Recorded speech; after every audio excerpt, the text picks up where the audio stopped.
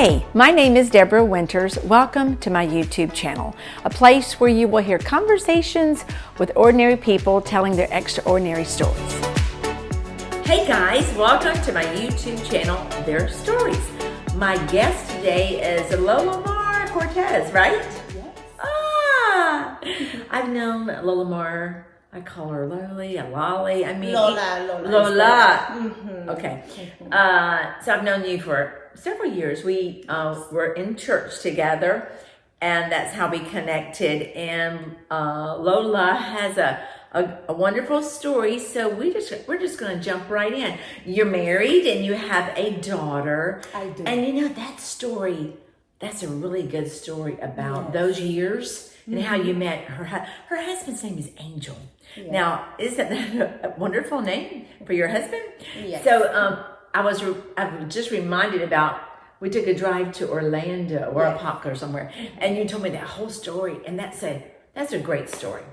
Yeah. But we're going to talk about your early years and growing up and life as a young child, right? Absolutely. Okay, so let's just jump in, girl. Welcome. I love you. I love yes, you too. it's going to be good. It's going to be good because the Lord has been amazing with yes, me. Yes. I have a very sad story of my childhood.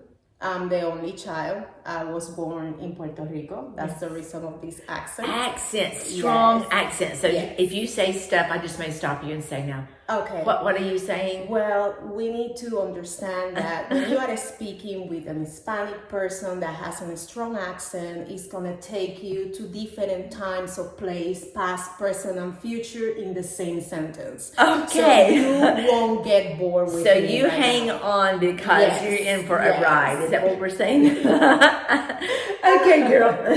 So I was born in Puerto Rico. I'm the only child. We were very poor. I was born in the 70s. My TV, I remember that was black and white. I survived with 4 channels.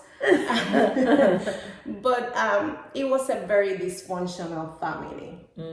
My mother, biological mother back then, she was having the criteria for Alzheimer and dementia. But we didn't know because back then nobody talks about mental illness. It was like a taboo, something under the rug. Well, she was young. She was young, but she was showing the symptoms. Now I understand, and the whole family understand because we are more well educated, open to that type of information. But back then we just call it, okay, she's crazy. Yeah, I can see that. Okay. So it was a lot of physical abuse, verbal abuse, mental abuse since I was 4 until I was 18 and I can leave the house. 4 to 18. 4 to 18. Wow. I have a lot of memories. I developed trauma. I developed post-stress traumatic syndrome, PTSD, and it was bad. I developed also, this is according, of course, to doctors and psychology, not according to the cross. Oh, right. And I have to clarify that. So I developed depression, I developed anxiety, a lot of anger issues, holding so many grudges. And I carry that baggage with me. I carry it for a lot of years. Where was your father during all of this? I believe that he was pretty intimidated by his spouse. Intimidated? Yeah, that's the way that the most appropriate, respectful word that I can use. Okay. Because he witnessed things and he never said a word. No, he let it happen. Wow. And that create a barrier with the years because there were years, decades, that I didn't talk to them whatsoever. After you turned 18? After I turned 18. During that time, I wasn't even able to hang out with my cousins. You mean like from age 4 to 18? 18, yes. I couldn't even talk to my cousins. I never got a sleepovers. I didn't know what was going to a friend's house for a play day. I was always incarcerated in the house or in closets or in closets? In closets, yes. Did she lock you in closets? She did. We got locks everywhere. We got locks in the refrigerator because I got a timing to eat. So you couldn't eat? Yes. Just specific times? Yeah. The refrigerator door used to have a lock. Then I don't know if you guys remember these telephones that has a disc Those were the telephones Rotary. back then. They're called rotary dials. Yes. Yes. They got a lock too. She bought a lock, so I wasn't able to make phone calls. Yes. It was a lot of restrictions in the house. It was bad. I'm telling you. You wouldn't raise your only child in that way unless You wouldn't it's raise a mental any disease. Well, you wouldn't raise any child that way. No, let alone not your own even a child. dog. Yes. And it's sad that those are the memories that I have from my childhood. I think that that's the reason that I'm extra, because she is extra. I am, and I'm not going to deny it, because when it comes to parties, birthdays, Christmas, I have to go beyond. You go above and beyond, because I didn't know as a child what was celebrating. You didn't have parties. No, I didn't. So when have your birthday nothing. would come and go, there was no celebration. I just got one birthday that for some reason I never understood what was the reason that was the only birthday specifically celebrated in my house. What year was it? I was turning 6. They bought me a huge dress, like a gown style, like a little crown and all that. But the only thing that I remember was the beat up after the birthday party. The beat up. Yes. The beating that she inflicted? Because I don't remember completely well, but when she was hitting me, she was repeatedly telling me that I should have taken more pictures with the family, I shouldn't smile more, and because I didn't, that was my pay. Really? Yes, that's what I remember on my birthday. So you were never beat to the point of you had to go to the emergency room or the hospital? No, but I got bruises, marks, scratches. I used to go to school, which is the worst part, and then they used to bully me because of the scratch, because of the bruises, because of the poor outfits that I was wearing back then, second gown, used stuff. And it was like an open secret, like a public secret that everybody knew what was going on, but nobody did nothing. Back then, the CF wasn't like so structured as it is now. The what? DCF. DCF, okay. Department of Children and Family. Okay. So the teachers knew. The teachers knew. They asked me a couple of times. They did? And they knew. So how did you respond to that? You just covered and said that there's no problem, everything's good? At the beginning, I covered. There were situations that I covered and I came up with a lie. There were other situations that I couldn't cover anymore because they knew. Sometimes this woman that was my mother, still my mother, she used to show up in the school. I better was straight A's because B's were not acceptable in the house.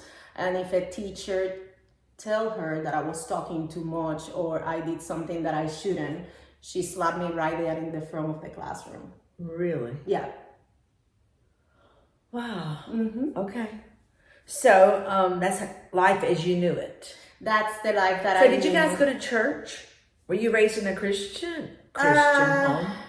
I visit church, Catholic church, a couple of times. Especially for, how do you call this week? The Holy Week.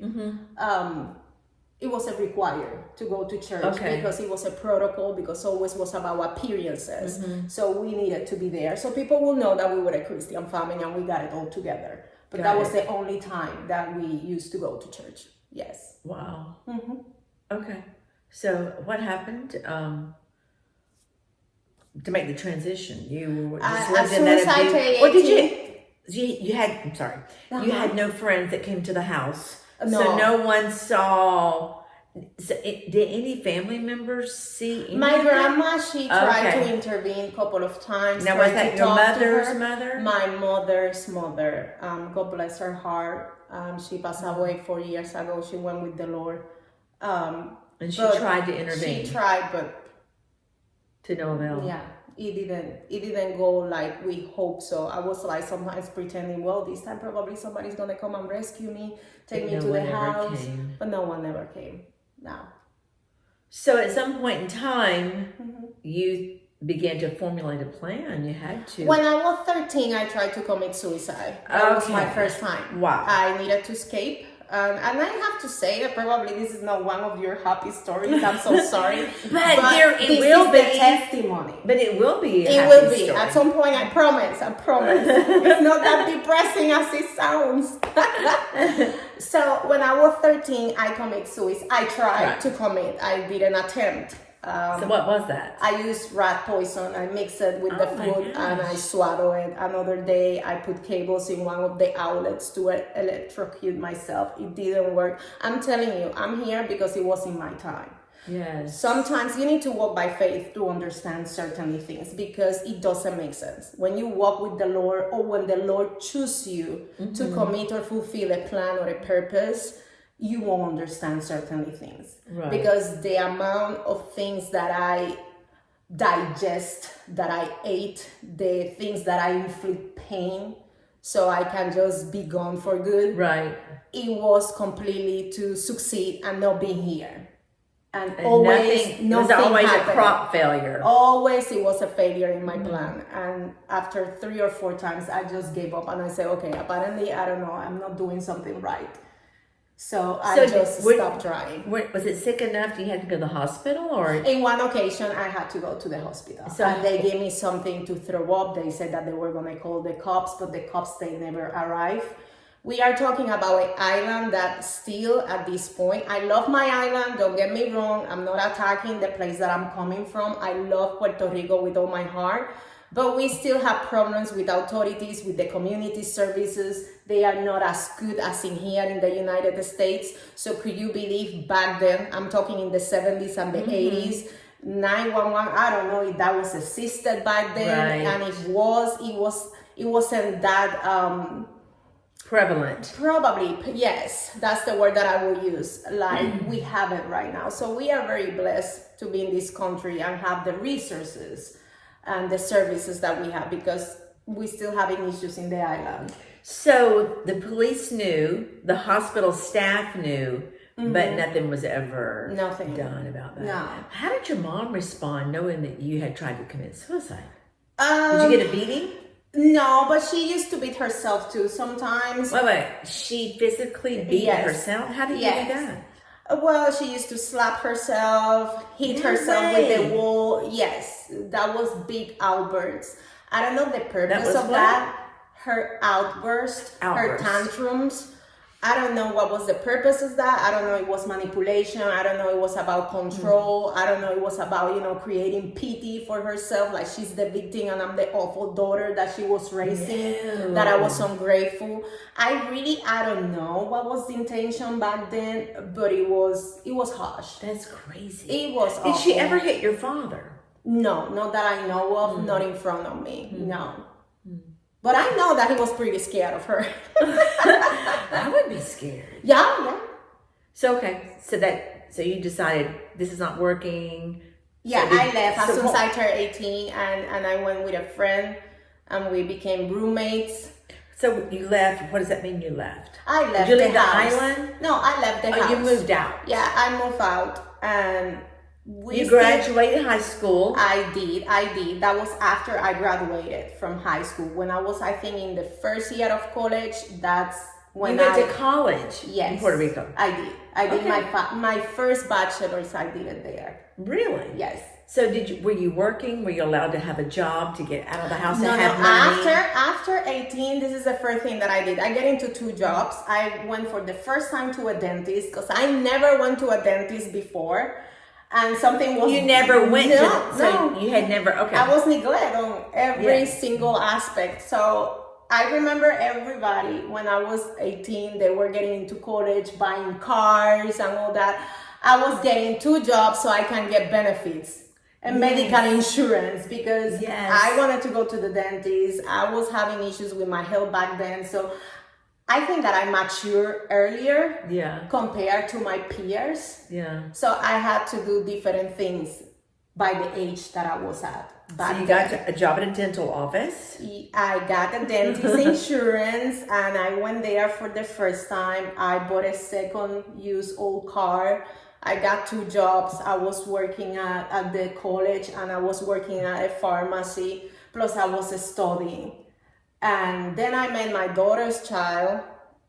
Your daughter's child. My daughter's husband. Okay. I mean, my ex-husband. Yeah. Sorry. Okay. Your daughter's Yeah, I child. can focus. Yeah. So, and we were in this relationship on and off, and he moved to the United States, and then a year after I came here, and we got married.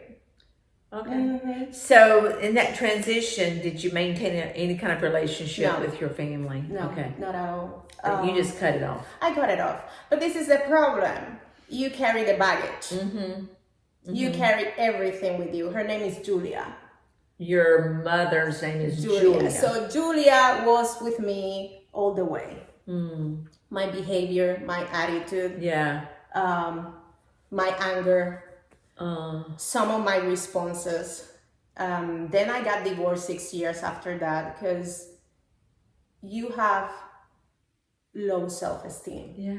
You develop complexes. You feel develop what? Complexes. Okay. You feel like you are nobody. You are not worth it. You don't have a purpose. So I get married with this guy because I thought that that was the good thing, the right thing to do. And he was a nice guy. He was nice. He was a hard worker. He was a good provider back then, but he was a player. And this is the lie. Oh, I'm going to change him. And that's a complete lie. It never works. So when you came to the U.S., where did you come to Orlando? Was that right? I came to Orlando. I was there. I did a second bachelor's, and I was working as a teacher back then. That was an easy job. Yeah, it was an easy job. It was an easy job back then. Back then, you could just need a bachelor's and go to a classroom. And it was good because I can bring my daughter with me. So where did you get your bachelor's? I get it in AGM, Ana G. Mendez. So I get. Where is that? It's one in Orlando and it's one in Tampa. Okay. And then I got my master's. But in the meantime, I got divorced, and that's when I moved from Orlando. I moved over here to Brandon. Okay. With my daughter, and I continue carrying Julia with me. I was not emotionally stable person. I was suffering for depression a lot, and I used to cut myself. Wow, I didn't know that. Yeah, I used to cut myself because I was always miserable. I was smiling in front of everybody. I was the clown, but inside I was very broken. I never chose the right friends neither. So I always was in toxic relationships because whoever paid attention to me, just a little tiny of attention, I thought that was love, and I was go from there because I was trying to fulfill that lack of love and emotions that I never get when I was a child. Wow. Yeah, and I carry that. I survived like that for a couple of years. I would say until my early 30s. So let's put some perspective in the timeline. So you came, how old were you when you came to the United States? I was 25. 25. And you married? I married.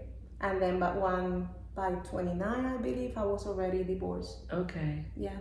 So that was 4 years? That was 4 years. Okay. Yeah.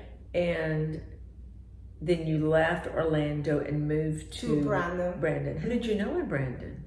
What made you decide to move to Brandon? I'm gonna be very honest. Well, might as well be honest. I met a couple of friends through Facebook. Okay. And they opened up a room for me to go and live there. So that's how I said, you know what? I need to move. I need to stay away. You need a place to live. Yeah. And I need a fresh start. And you had your daughter at this point. And I had my daughter. And I did drugs back then. You did? I did not know that. Yeah, I did. Drugs like? Benzos, Xanax, Ativan, pills. I used to knock myself down. Wait, what does that mean? Knock myself down, like chill myself for days sleepy in a bed. So you took the drugs to put you out? To put me out. But because I had a child. Who was helping with that? Let me tell you, it was kind of crazy, the things that I used to do, because I used to prepare these full baskets of snacks for my daughter in the room that I was renting. And how old was she? She was probably 4 or 5, and then she was self-serve. And so when you were basically out, do not wake me up. You would tell her that? I would tell her that. I trained her for years. Yeah. And she had to be a good child. She was the perfect child back then. A couple of times I have to go to emergency room. Have your stomach pumped? No, depression or anxiety, because it was bad. I remember it was a neighbor. I never met this lady. She was just smiling at me once in a while. When in Brandon? When she used to see me in the driveway. And I remember that one day, the depression was so bad. Depression? Yes, that I knock on the door. Her door? Her door. And I told her it was New Year's Eve. Okay. And I said, could you watch my child? I need to go to the hospital. I didn't know this person. I just hung over my daughter. And she was 4. She was 4. Oh my gosh. Yeah, I did a lot of crazy things that I'm not happy about it. But you know, it's... But this is the thing. We're just going to tell the story from bad to good. Yeah, but this is the thing. When it's an abuse and it's a trauma and you don't deal with that trauma, you don't seek for professional attention for that trauma. You drag it with you. You and carry all it your with relationships. You. In all your relationships, in your lifestyle, how you are dealing with others, interacting with others, and the poor choices that you make. I wasn't living, I was surviving. Right. And it was bad. It was a dark place, a very dark place. So let me ask you this question. Did you ever abuse your daughter? Never. Okay. That's good, because the wounded hurt people always hurt. Yeah. Typically, I shouldn't say always, are known or it's prone a to pattern. hurt. It's an emotional pattern that you pass. Yeah, and the pattern is a good... Yeah, and the Bible talks about it. You know, curses from one generation to another generation. But no, but you didn't. I didn't. I couldn't. So how long did that go on when you were in this house with this room? So, I mean, did you have the finances? I mean, were you struggling financially? Was her father supporting her? No, I have to say I have sole custody. You do? Okay. I do. I have sole custody. When he divorced me, he divorced my child. Did he not want her? He wanted her, but I don't know. I think that he couldn't forgive me for divorcing him. Okay. I don't know. I think that that's a question more for him to answer than me. But no, we don't have any interaction whatsoever or financial assistance from his part. So it's being always me supporting my daughter. Mm-hmm. And he just released parental control. Yes. Okay. All responsibility. Wow. Legally. When did that happen? When she was, I believe, like 6 or 7. Young. Mm-hmm. Okay, so back to life, renting the room. Were you allowed to? You could use the kitchen. Yeah, I was allowed to. Were they they decent people that you rented? They were very decent. That people. was just a hand of God, because it could have been crazy. Yes, it could have been weird, right? Yeah, and it was very decent people, very nice people. And you met them on Facebook. And I met them on Facebook. Okay. And in the meantime, I was having so many relationships. I slept with so many people, with men. Yeah. I did a lot of stuff. So where was she? Where was she? Always somebody was there in the house with her. No, so you put her out of the room and you were just... Oh, no. I was very responsible. If I was going to do something, I used to do it away. Okay. Yeah, not in that house. Away. You were responsible. And God bless, no Facebook, no evidence. That's it. If I don't say it, nobody will know. And so they would just watch her. Mm-hmm. Oh my gosh. Yeah. Okay. How long did this go on? How long did you live there? I say like probably 5 to 6 years. Yeah. And you both lived in this bedroom, basically. Yeah. For the first 11 years of her life? Well. But she was 4, and so you lived there? 5 to 6 years. She was 10-ish? I would say like 8 or 9.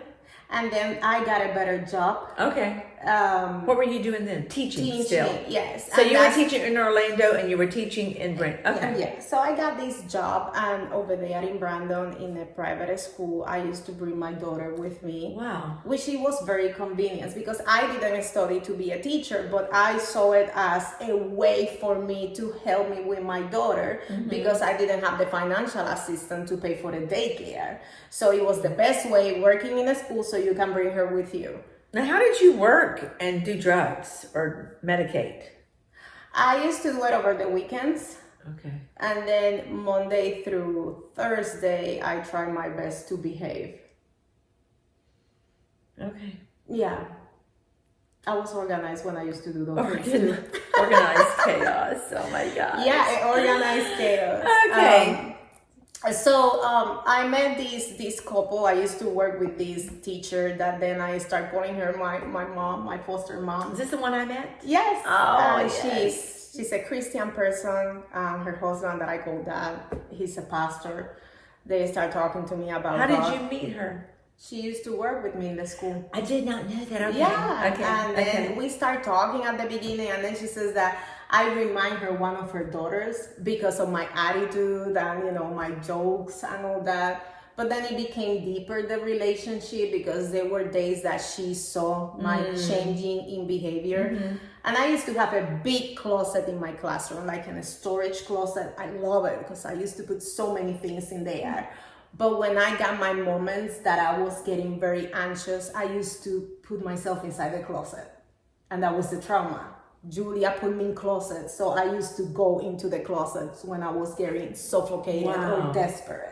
So what would you do in the closet? Just sit in there, cry, stay there for a while until and I the could calm children were in myself the classroom, and you would just remove yourself. Yes, and just... for 5-10 minutes, and then I come out like nothing happened. Really? Mm-hmm. So and one day she saw me doing that. She did? She did. And what did she say? She looked at me and she said, "Are you okay?" And I'm like, yeah. So I tried to fake it. I don't remember the excuse that I told her.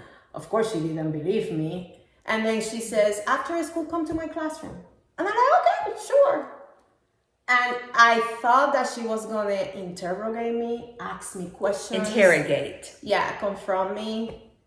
But no, she just started talking to me, inviting me to eat in her house, and that's how the relationship... She befriended you. Yeah. Oh. Yeah. Because she knew something was going on. Yes.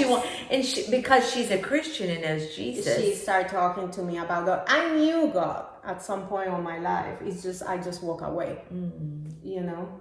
I didn't have like the real encounter. Mm-hmm. I wasn't strong enough in the faith, so I just walk away. But when she started talking to me about God again, that's when I said, you know what? Let me try this thing called Jesus. Oh.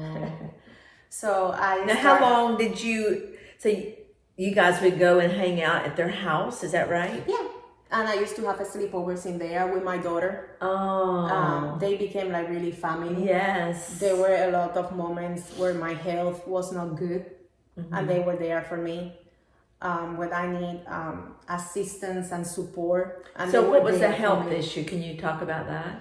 Yeah, I get in trouble because of all my toxic relationships. So she was there for me to support me. I remember one day I was with this person, narcissist person. A guy, yes. I was with this narcissist, abusive person, because that's the concept of love that I had. They had to abuse you, insult you, because that was the way to show how much they appreciate you. Oh my gosh, wow. So I was with this narcissist guy, and I remember that one day I was feeling like, this has to stop. And I was so cute, dressed up on this wedding, and I got my makeup done, my hair done. I was skinny back then, so I was like a Barbie. But I was so miserable inside. Yes. So sad, depressed. And I called her, and I was very far away. And I started crying over the phone. You were far away? Like in another city. Okay. Yeah. So you called your mom, not Julia, biological mom. No, not Julia. I never talked to her all these years. Okay. And she told me, "What are you doing?" So what is her name? Millie. Okay. Yeah. Just so we can attach a name yes. to. So you call Millie. I call Millie, and then my foster dad's name is Jesus. Jesus. Wow. Yeah. So when I say I call Jesus, I'm not talking about actually Jesus. I was talking to Jesus, my foster dad, in the phone. And I told him, I said, "This is what happening, and I'm tired. I don't know what to do." And they were like, "We're going to pick you up right now." So were you actually with the guy?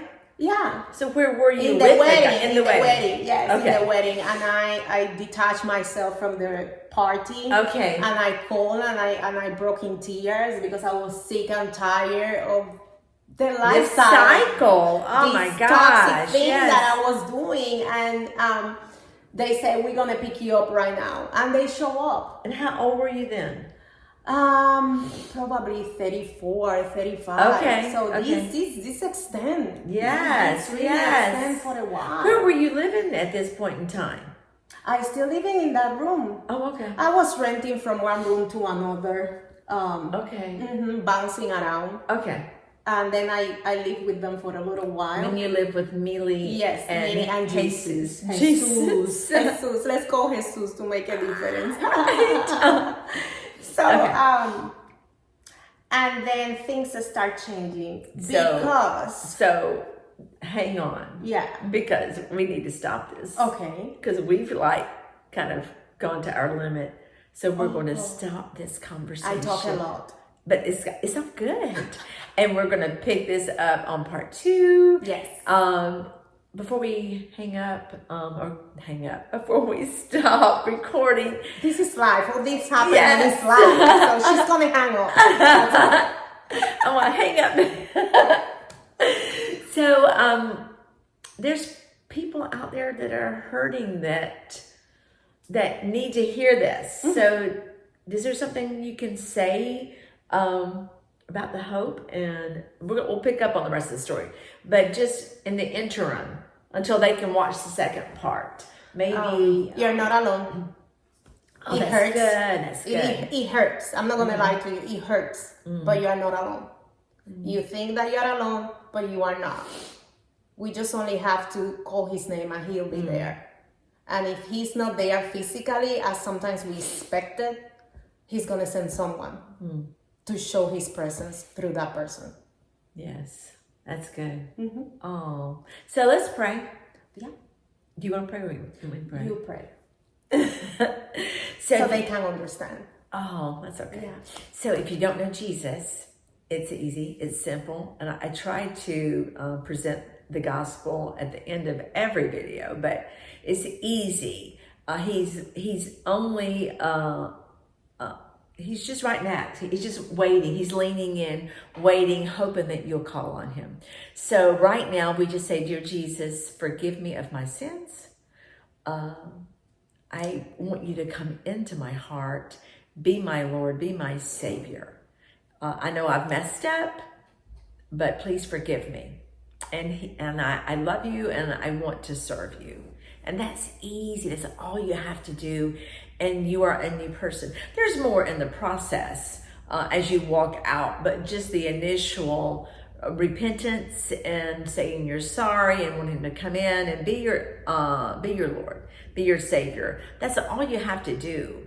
And then that's the beginning of a fresh start, right? Absolutely. So hopefully you can gather or just take something from this conversation, that there is hope. Because look at her today, there's so much good, but she's well, she's whole, and that's so awesome. That's what God can do, right? I'm blessed. You're blessed. Yeah. I'm not alone. Yes. Okay, love you guys. Thank you for listening, and we will see you next time. Bye-bye.